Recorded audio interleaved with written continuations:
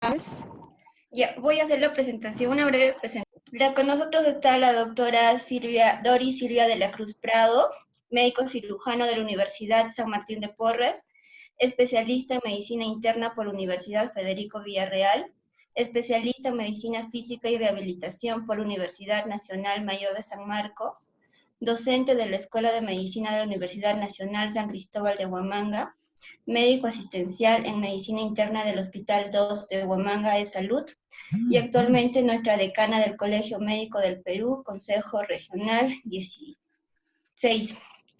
Doctora, de antemano, muchas gracias por su predisposición, por darnos su tiempo aún en este contexto, en la coyuntura en la que se encuentra nuestro país, sobre todo la región y por todo lo que acontece.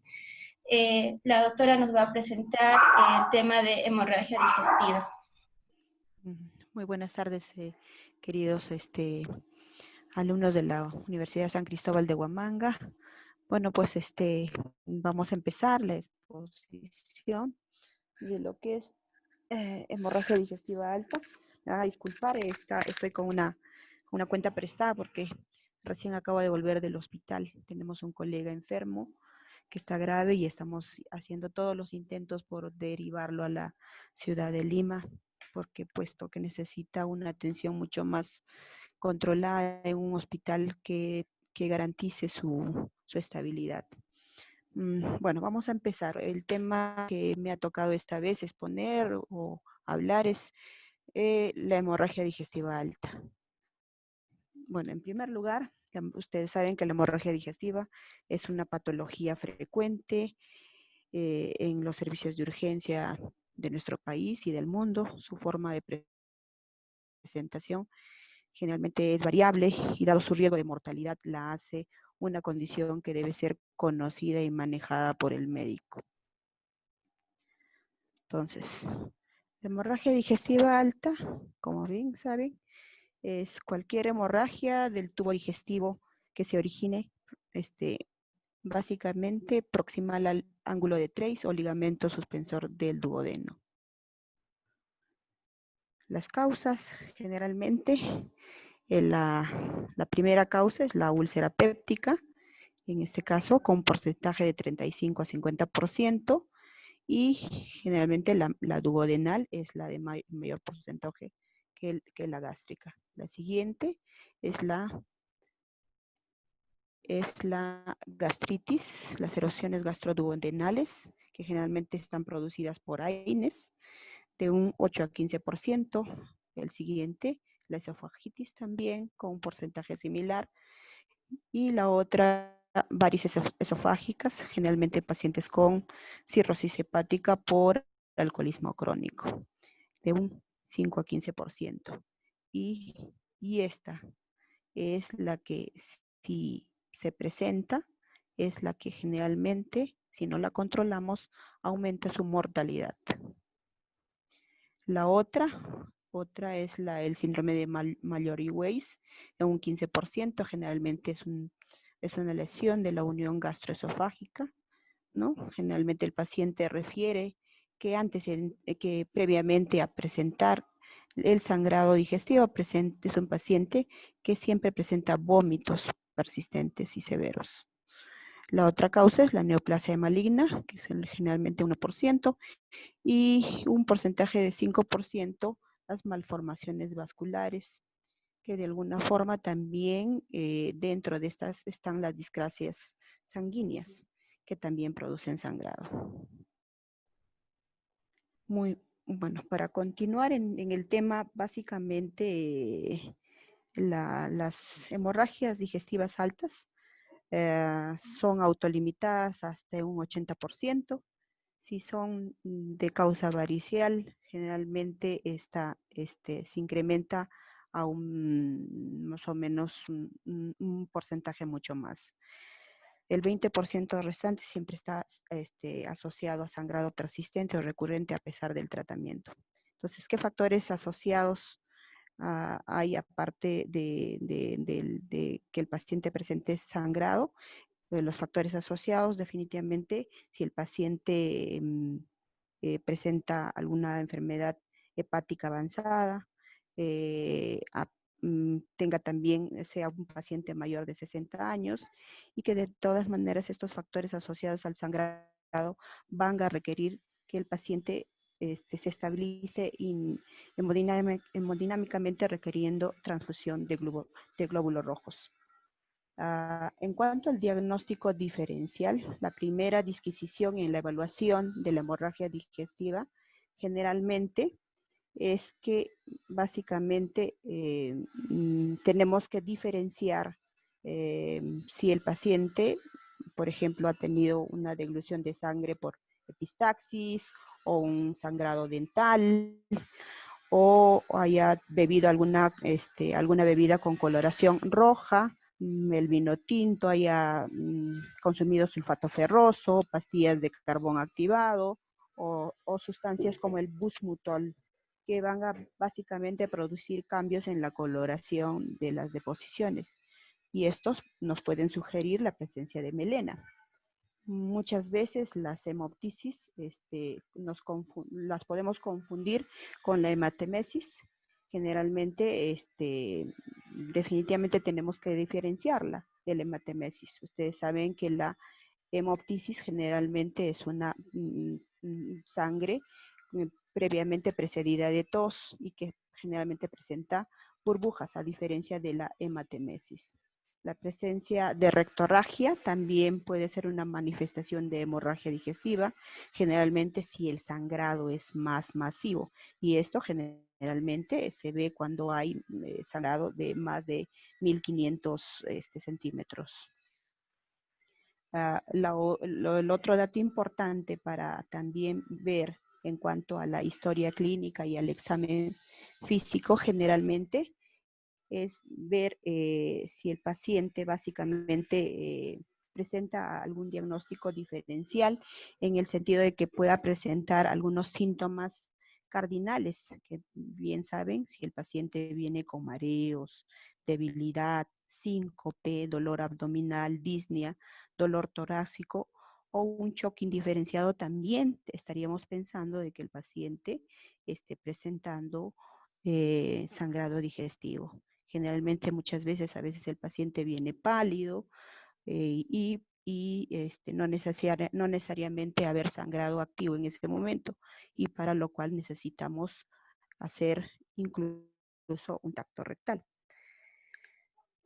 Entonces, primero, el paciente cuando acude, generalmente por todos esos síntomas, y nosotros vemos si el paciente básicamente hay sangrado activo, debemos ver si vamos a tener que hacer la estabilización hemodinámica. Luego, determinar la causa por la que está sangrando. En tercer lugar, debemos parar el sangrado y prevenir si el paciente pueda presentar algún riesgo de recurrencia de sangrado. Lo más importante, cuando el paciente viene, tenemos que estabilizarlo. ¿Necesita oxígeno? No, definitivamente vamos a definirlo en ese momento. Se le administra oxígeno y definitivamente ya también tenemos que indicar, se tome una muestra de sangre para ver y definir si vamos a transfundir en ese momento. Porque lo más importante, si nosotros contamos con un banco de sangre y el sistema de respuesta en el hospital de rápido, es importante la transfusión sanguínea. De lo contrario, lo que tenemos que hacer es colocar ya incluso hidrocoloides esperando transfundir, ¿no? Es importante valorar cuánto de hemoglobina tiene. Si el paciente tiene menos de 7, es indicativo de transfusión. Y también si también tiene una hemoglobina menor de 9. Menor de 9, generalmente tenemos que ya pensar si este paciente definitivamente tiene algún antecedente de cardiopatía isquémica, ha tenido un paciente generalmente ha tenido o ha tenido un infarto. Definitivamente, de alguna forma, si su hemoglobina es menos de 9, este paciente podría volver a reinfartarse. Por lo tanto, es importante definir su transfusión. Lo otro que tenemos que hacer es corregir el perfil de coagulación. Si tenemos un paciente con plaquetas menos de 50,000, definir si se va a transfundir plaquetas. Es importante, sí, definitivamente, si hay algún tipo de ya problemas de coagulación, ya sea por la ingesta de aspirina, clopidogrel o warfarina, definir su suspensión inmediata. Lo otro que tenemos que también que ver es si hay un aumento del tiempo de protrombina o el tiempo de tromboplastina. Por lo tanto, vamos a transfundir plasma fresco congelado. Si también vemos disminución del fibrinógeno, igual debemos definir si vamos a transfundir crioprecipitado. Entonces, la valoración de la hemorragia digestiva alta, definitivamente vamos a valorarla sí, dependiendo de la pérdida de sangre y básicamente se valora en grados. Grado 1, si ha habido una pérdida de más de 750 mililitros. Grado 2, de 700 a 1500. Grado 3, entre 1500 a 2000. Acá es importante porque si el paciente ha perdido más de 1500, generalmente el paciente podría ya estar entrando en shock hipovolémico. Y un grado 4 cuando hay un sangrado más de 2000. Y es importante también valorar ahí la pérdida de sangre, el porcentaje, la frecuencia cardíaca, la presión arterial, que generalmente, si es en un grado 3, cuando ya hay paciente definitivamente está entrando en shock, vemos que la presión arterial va a caer. Igual el pulso generalmente, en este caso, va a haber una disminución. Igual el llenado capilar, la frecuencia respiratoria que va a ir variando de acuerdo a los grados. El gasto urinario es importante también verificar si el paciente está orinando y definir en qué grado nos encontramos frente a esta hemorragia digestiva. El estado mental igual y definitivamente de acuerdo a los grados tenemos que ir definiendo si vamos a colocar sangre o empezamos el tratamiento con cristaloides dependiendo de la cantidad de pérdida sanguínea. Los otros exámenes que son importantes, básicamente, es el hemograma completo. Ahí vamos a tener el resultado de la hemoglobina y el hematocrito, tipificar el grupo de sanguíneo porque necesitamos transfundir, las pruebas hepáticas, porque definitivamente tenemos que ver si esto está asociado a un problema de, por ejemplo, un paciente con algún problema de cirrosis hepática, alguna alteración hepática, y definir también la función renal, el perfil de coagulación y las enzimas cardíacas por riesgo de infarto. Generalmente, todas estas pruebas se piden a pacientes generalmente que vienen indistintamente, pero el riesgo generalmente de hemorragia y que pueda haber alguna complicación va a ser en adultos mayores, pacientes que tengan alguna enfermedad coronaria, pacientes con dolor precordial o disnea.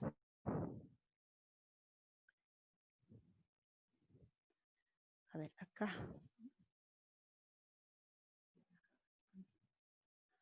Bueno, acá también, bueno, ya dijimos, la hemoglobina es una constante que tenemos que ver también la relación BUM-creatinina. Generalmente, si nosotros hacemos esa valoración que es mayor de 32, estamos hablando de una hemorragia por encima del ligamento de Treis. Generalmente es importante hacer varias dosajes, en el sentido que vas a ver hemoglobina, creatinina, urea, y vas a ver las relaciones y para ver también el tema de ver el tema de la reposición de líquidos de acuerdo a la pérdida que se tenga. Bueno, si el paciente generalmente ingresa a la emergencia estable, debemos definir dentro de las primeras horas si vamos a hacer la endoscopía. Y para eso es importante definir si en qué clasificación estamos, ¿no? Básicamente, esta clasificación endoscópica, que generalmente le hace el gastroenterólogo, nos va de alguna forma a dirigir cuál va a ser el manejo de ese paciente. Entonces, si estamos frente a una hemorragia activa dentro de la clasificación de Forres, la clasificación 1A es una hemorragia en chorro, que generalmente si la vemos así en esa clasificación, esta va a recidivar, es decir, va a resangrar hasta en un 55%. Si estamos frente a una clasificación 1B, generalmente es una hemorragia en babeo, en gotas, se evidencia así en la endoscopía también. Entonces, si tenemos también una hemorragia recurrente 2A, 2B, 2C, generalmente esta también es la clasificación, va a depender si es un vaso visible o un coágulo adherido, un punto, o vamos a ver simplemente un punto de hematina. Las imágenes las voy a pasar en la siguiente. Y también si hay ausencia de signos de sangrado, que generalmente es la clasificación 3, ya básicamente en la lesión vamos a ver una base de fibrina.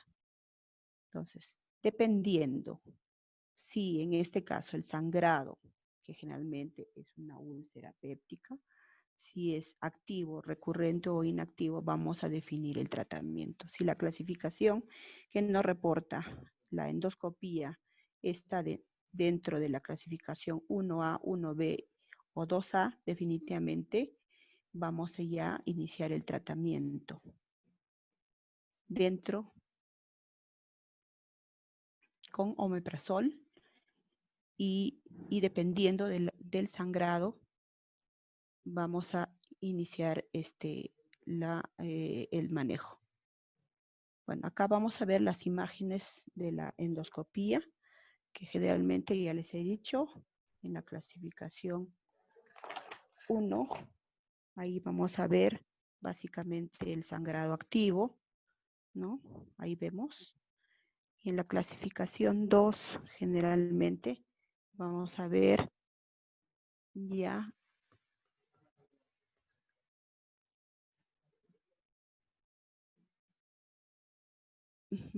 acá vamos ya viendo el vaso, ¿no? Igual en la clasificación 3, básicamente ya vemos solamente una lesión más una base de hematina, nada más ya pequeña.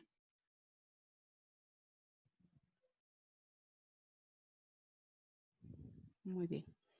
Entonces, en cuanto al manejo, básicamente dependiendo de la clasificación de Forrest que estamos viendo, vamos a definir el tratamiento.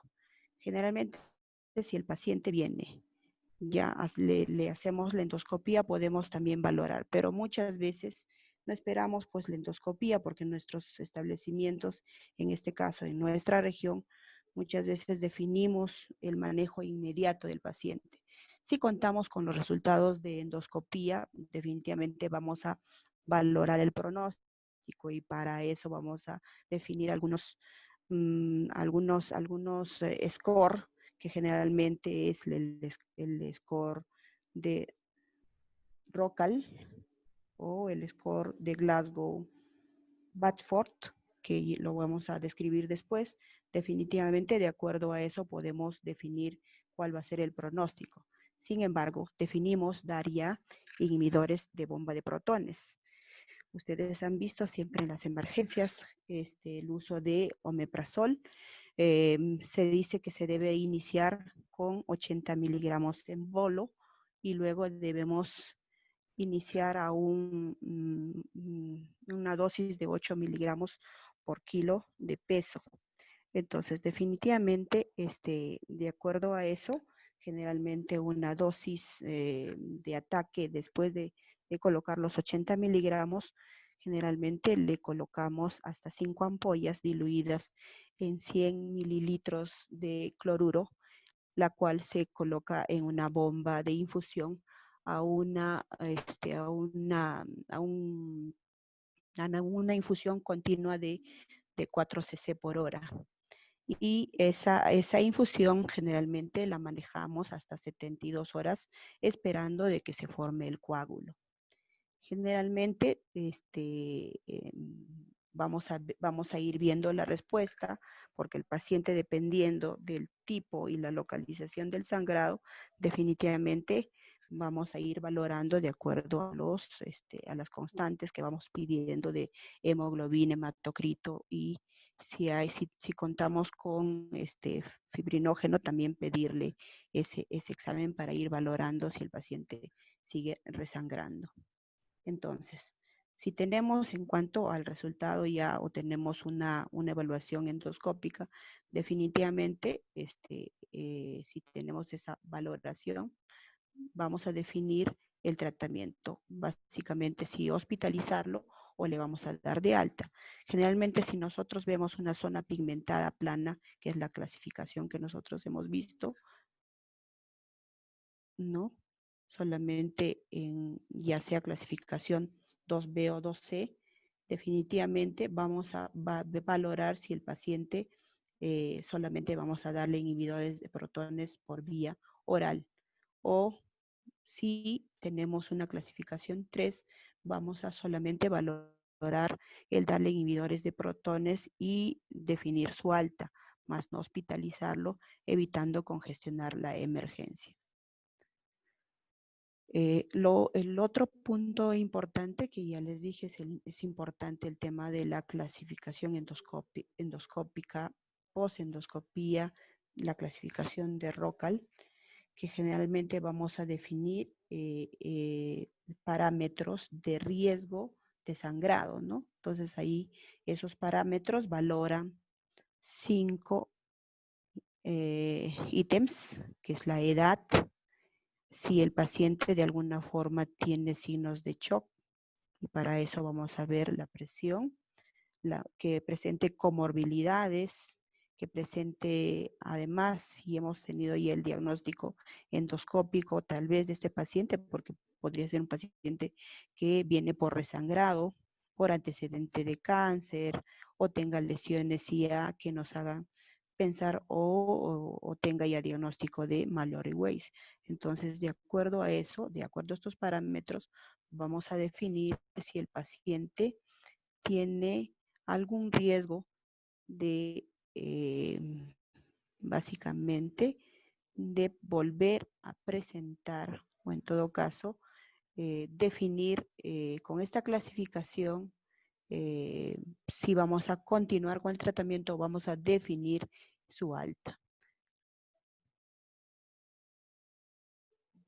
Entonces, generalmente, si el paciente presenta una puntuación de 0 a 2, vamos a definir el alta hospitalaria, y si el paciente presenta un riesgo alto mayor de 5, definitivamente el paciente vamos a indicar que continúe todavía hospitalizado y poder estabilizarlo. Bueno, en cuanto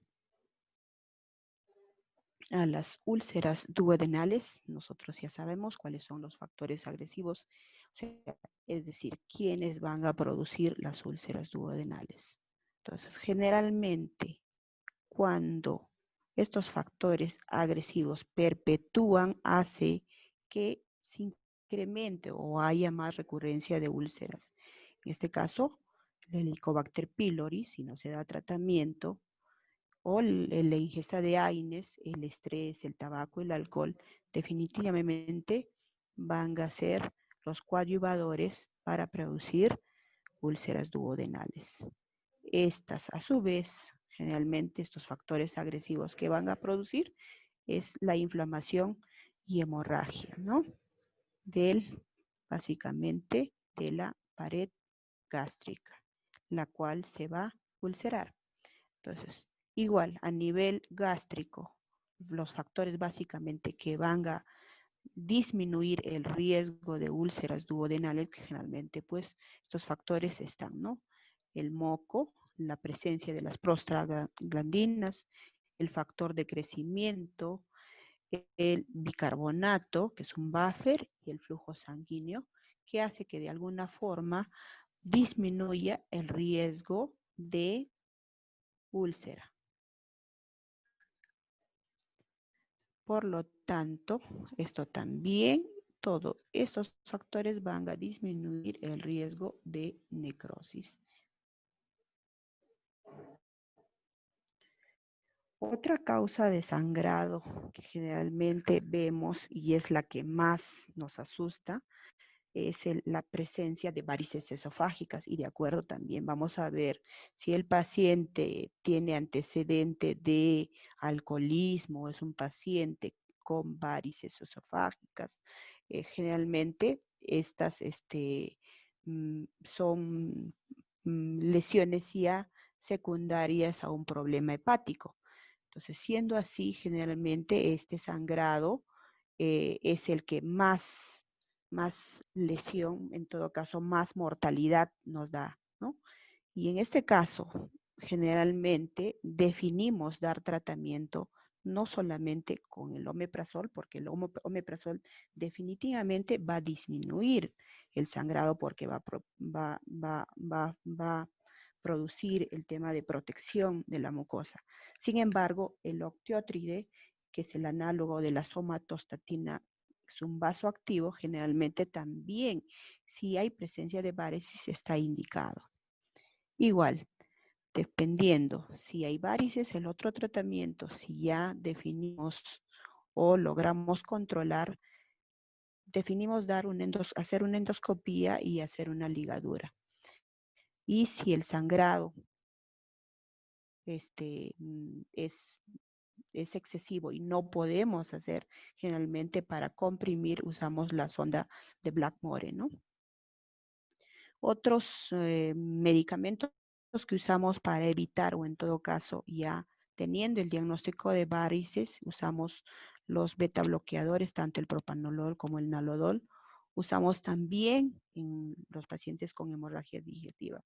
Es más, si nosotros tenemos hemorragia digestiva, varices, por varices, si es un paciente con cirrosis hepática, definimos dar antibióticos para evitar la peritonitis bacteriana por translocación.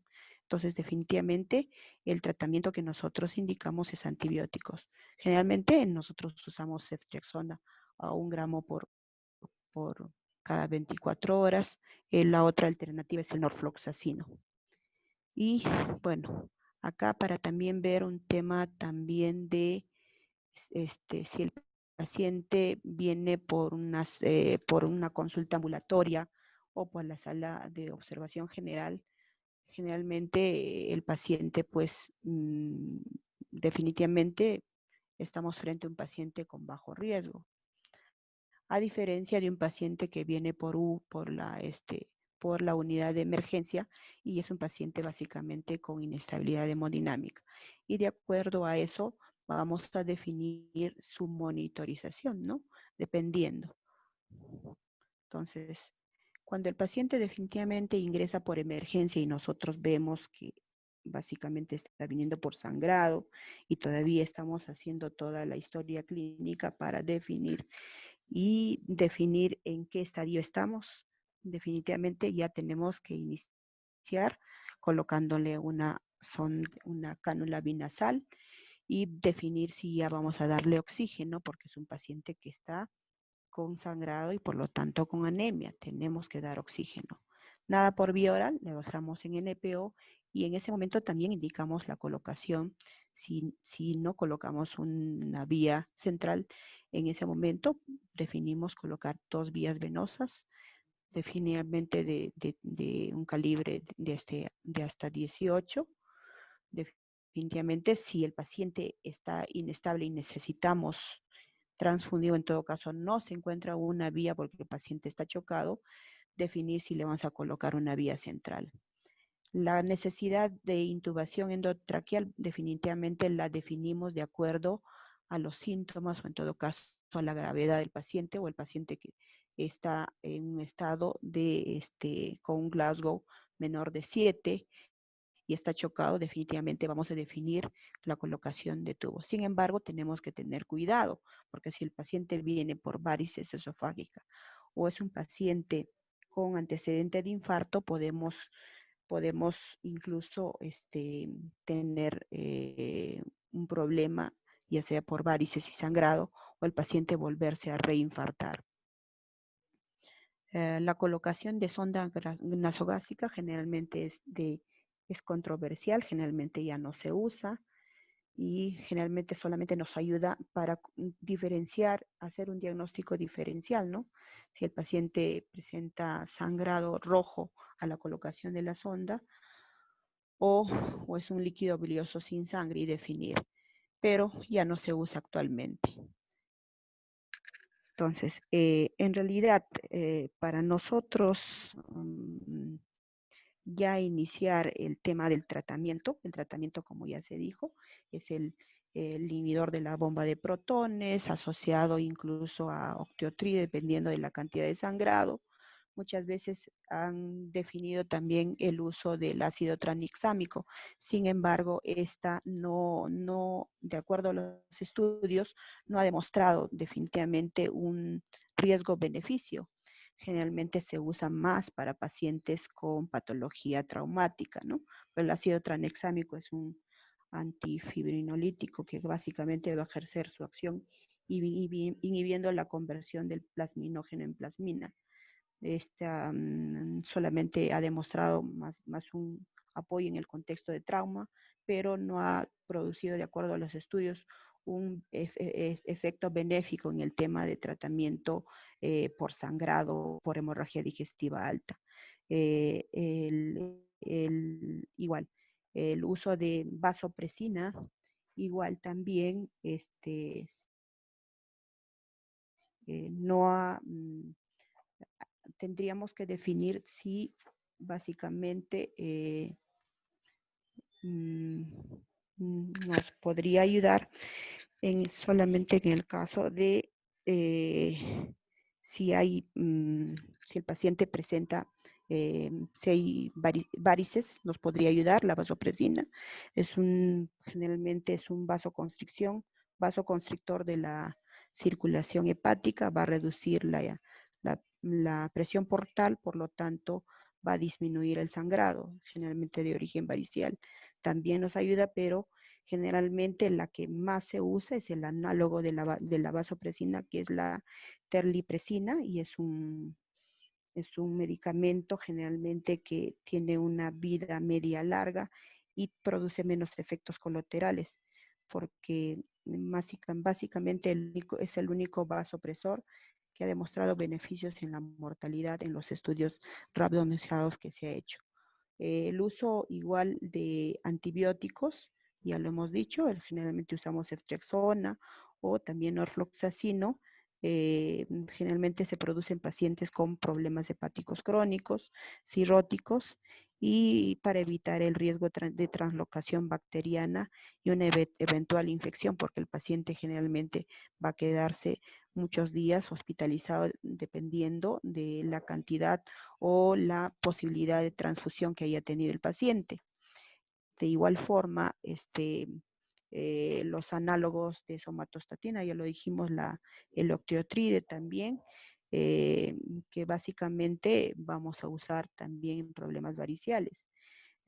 El tema de procinéticos, ya sea eritromicina o metoclopramida, generalmente lo usan básicamente para aumentar el vaciamiento gástrico y así mejorar la visualización en los casos de hemorragia severa cuando se hace la endoscopía. La metoclopramida ha sido menos estudiada, no tiene tantos efectos benéficos, por lo tanto, no es de uso cotidiano. Eh, Sin embargo, si el sangrado persiste en el paciente y de alguna forma no hay posibilidad de controlarlo y es un volumen de más de 1500, debemos ya estar activando el tema de una indicación quirúrgica, ¿no? Y ver si probablemente podríamos hacer si estuviéramos en otro hospital de mayor nivel, ver la posibilidad de hacer una radiología intervencional y poder definir dónde es el nivel de sangrado y poder actuar. Definitivamente, básicamente, la cirugía eh, podría ayudarnos. Sin embargo, generalmente las complicaciones en pacientes con sangrado incluso aumentan su mortalidad. Por eso a veces prefieren hacer un tema de definir cuál es el vaso sangrante con un estudio de una radiología intervencionista. Generalmente, bueno, la hemorragia digestiva pues es una patología asociada a alta morbimortalidad, ¿no? En pacientes que presentan inestabilidad hemodinámica o hematimesis activa, el diagnóstico generalmente es fácil de hacer.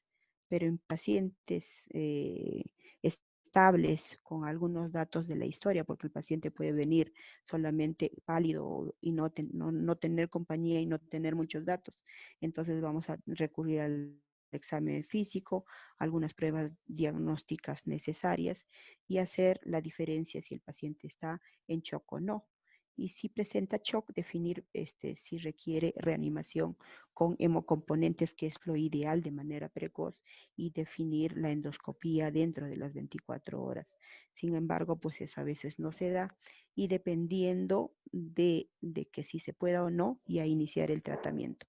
A pesar que la mayoría de los pacientes con hemorragia digestiva alta dejan de sangrar en forma espontánea en el tiempo, su riesgo de descompensación hemodinámica, si ocurre un resangrado, básicamente esto podría aumentar su mortalidad.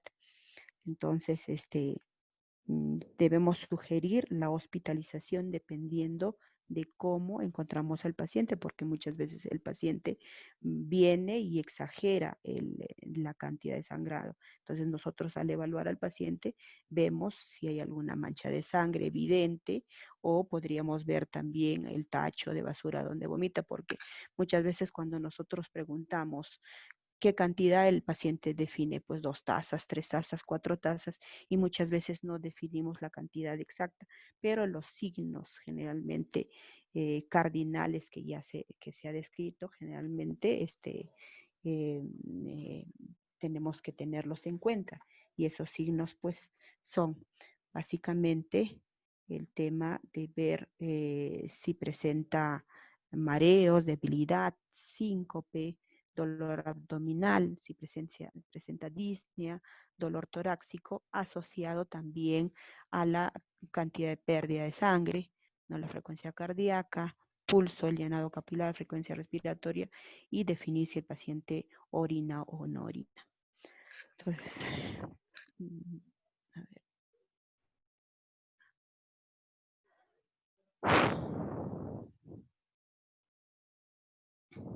Bueno, entonces, si tenemos un paciente con úlcera gástrica, puede ser que sea de patología benigna o maligna, ¿no? Si es maligna, definitivamente tenemos que ver ya de alguna forma, hacer algún estudio mucho más para ver si es un problema más de una patología cancerígena. Si es benigna, ver la localización, ¿no? Y si es rara, dependiendo si está en el fondo gástrico, o de si es distal en la unión antro y la mucosa secretora, ¿no? Entonces, esta puede estar asociada, ya sabemos, a AINES, a presencia de Helicobacter pylori. Si es AINES, no se asocia a gastritis digestiva crónica, ¿no? Pero si hay Helicobacter, esta generalmente se asocia a gastritis central. El tratamiento ya de una úlcera común y corriente, ya la sabemos, que es por 14 días, si es por Helicobacter pylori. El uso de omeprazol, hay otras clasificaciones que no es el tema de la presentación, pero el tratamiento es con omeprazol por vía oral asociado a claritromicina y amoxicilina. Y si es por AINES, pues definitivamente tenemos que suspender el uso de AINES si el paciente es consumidor por algún tipo de dolencia o lo usa frecuentemente para aliviar los dolores por algún problema de osteoartrosis o dolor crónico por cáncer, qué sé yo.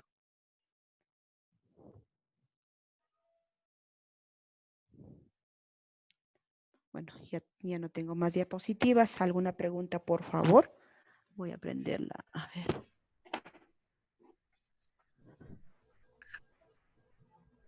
¿Aló? Hola. Aló, doctora. ¿Aló? Bueno, Sí. doctora Doris Silvia de la Cruz Prado, el Centro de Estudiantes de la Escuela Nacional de la Universidad Nacional San Cristóbal de Huamanga, agradece su participación en el curso de tópicos de medicina. Si no hay Ya. más preguntas, ¿Alguna nos pregunta? parece, doctora, una pregunta de parte de Jennifer Ruth Zulcañanca. Buenas noches, doctora. Excelente ponencia. Mi consulta es, ¿cuáles serían los criterios para realizar una endoscopía alta en la emergencia de un paciente con hemorragia digestiva alta? A ver.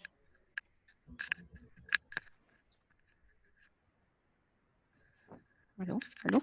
Aló, doctora. Disculpe, ¿me escucha? Claro que sí. Tenemos una pregunta de Jennifer Ruth Zulcañanca. Buenas ¿Ya? noches, doctora. Excelente ponencia. Mi consulta es, ¿cuáles serían los criterios para realizar una endoscopia alta en emergencia de un paciente con hemorragia digestiva alta?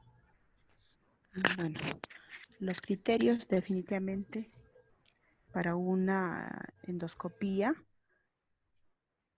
es, a ver, bueno, dependiendo del grado, vamos a definir si el paciente definitivamente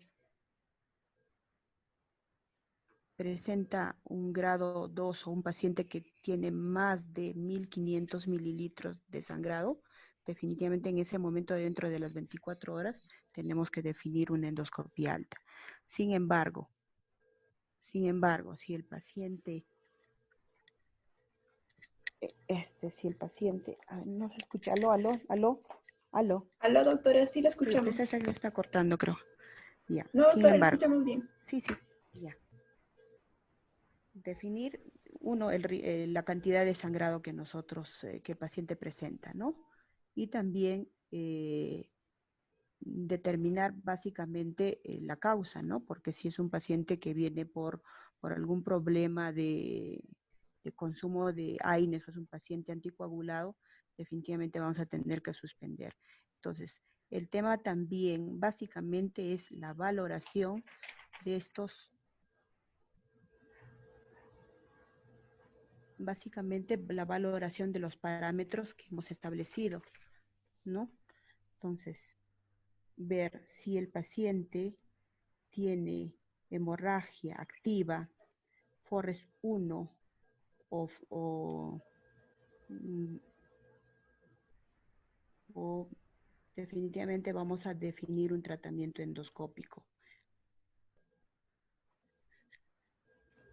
Aló. Aló, sí, doctora, le estamos escuchando. Ya, entonces, nosotros tenemos que valorar los grados, definitivamente. Si el paciente siempre sangra más de 1500, debemos pedir ya el tema de una endoscopía de urgencia dentro de las 24 horas. Si el paciente presenta sangrado menos de 1500, definitivamente podemos ver y esperar el tratamiento de poder controlar el sangrado y definir en un segundo momento una endoscopía. Pero si nosotros definimos el tratamiento para el tema básicamente de ya usar un tratamiento endoscópico por el tema de ya dar el tratamiento incluso si hubiera una varices y ver el tema de uso de ligaduras, eso definitivamente va a ser dependiendo de la causa, ¿no? Si es por varices esofágicas, definitivamente tenemos que definir si en ese momento vamos a hacer el procedimiento y hacer el tratamiento endoscópico. Y para eso tenemos que definir si está ya el paciente en una hemorragia activa o no, ¿no? Gracias, doctora, por la respuesta. Tenemos acá una pregunta también de Keiko Quinto Palomino. Doctora, muchas gracias, doctora. Una consulta. ¿Hay algún tope de dosis aguda de AINES asociado a hemorragia digestiva alta? ¿Perdón? ¿Aló? Hola, ¿Aló? doctora. Tenemos acá Sí. una pregunta. No, no hay un tope de dosis, pero definitivamente va a depender también del uso crónico, ¿no? De AINES. No hay un tope, pero generalmente a veces a veces es un paciente adulto que tenga ya un problema de fondo de un helicobacter, un problema inflamatorio crónico, a nivel, no necesariamente va a tener que tener una dosis o un acúmulo de dosis. Podría ser incluso en una primera dosis y producirse la hemorragia digestiva, ¿no? Bueno, doctora, aquí tenemos otra pregunta. Doctora, gracias por la ponencia. ¿Existe alguna forma de diferenciar una hemorragia de una perforación digestiva en el serum? Ya, bueno, definitivamente si el paciente, generalmente los desgarros de Mallory Weiss o perforaciones esofágicas se preceden pues de vómitos a repetición. Ahí estaríamos frente a un paciente con posiblemente un diagnóstico de hemorragia por algún tipo de perforación esofágica, ¿no? Pero o también el uso también de cáusticos también podría hacernos pensar en una lesión erosiva que podría perforarse. Sin embargo, pues definitivamente dentro del examen clínico también tenemos que hacer la evaluación no solamente pues de evidenciar el sangrado, sino también de hacer la evaluación clínica del abdomen, ¿no? Entonces el abdomen, si el abdomen es un abdomen distendido y doloroso a la palpación, definitivamente, y es un paciente, es un abdomen peritoneal y sangrando, estaríamos frente posiblemente a una perforación intestinal o una perforación básicamente del duodeno, dependiendo, ¿no? De la localización. Sin embargo, pues un abdomen quirúrgico con peritonitis, distendido, doloroso, intenso, con signos peritoneales, definitivamente estamos hablando de una perforación. Gracias, doctora, por la respuesta. Tenemos aquí otra pregunta. ¿Existe alguna contraindicación para realizar la endoscopía al paciente con hemorragia digestiva alta al ingreso a emergencias? Bueno, una de las indicaciones podría ser de que el paciente haya tenido un infarto reciente, ¿no? La otra contraindicación para hacer una endoscopía es que de alguna forma el paciente esté chocado y necesitaríamos de hacerle todavía colocarle eh, el, el tubo endotraqueal y ver si vamos a necesitar al paciente. Va a depender básicamente si el paciente está estable hemodinámicamente, ¿no? Y de acuerdo a eso vamos a valorar si vamos a hacer la endoscopía, porque con un paciente chocado definitivamente vamos a tener que valorar todavía el colocar hemoderivados. Bueno, doctora, y acá tenemos la última pregunta de parte de Diana Carolina Villagaray. Doctora, muy buena ponencia. ¿Cuál sería el primer paso a seguir en desgarro de Mallory Weiss en el primer nivel de salud? Bueno, generalmente, pues si es un desgarro, el paciente va a sangrar, ¿no? Terriblemente, y este paciente generalmente no um, podría tener ese paciente si tuviera estos síntomas, definitivamente tienes que colocarle una vía, colocarle cristaloides, si tiene sangrado, pues definitivamente si hay sangre en el lugar donde está, ya sea un hospital, podrías ya colocarle paquete globular y ver, ¿no? Definitivamente, pues colocarle ya lo que se ha dicho, ¿no? Cánula para ver si hay oxígeno, darle oxígeno, colocarle un catéter si pudieras, y si no, pues 2 catéteres para ya darle hidrocoloides y trasladarlo inmediatamente a un lugar donde puedan colocarle un tubo endotraqueal y colocarle hemoderivados, que es lo que le va a salvar la vida, ¿no? Muchas gracias, doctora, por la excelente ponencia.